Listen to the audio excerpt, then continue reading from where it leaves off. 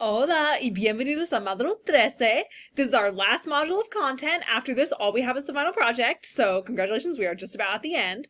The topic is the same as Module 12, so it's those formal commands, the usted and ustedes commands. So make sure you really go over those. Remember, we're using the opposite of the normal endings.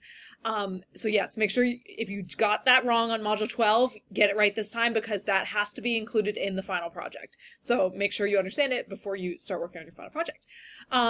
So that's it. Same readings and resources basically because it's the same topics. I think there's just a little bit more vocabulary. And then for our assignments, we have our last homework packet, our last speaking assignment, our last quiz. And then after that, you really want to start working on your final project because the script is going to be due Monday, July 21st. By now, hopefully you know who you're going to film with. If you don't know yet, please contact me immediately because I have some options for you, but work on that as soon as possible. Okay? Let me know if you have any questions y nos vemos pronto.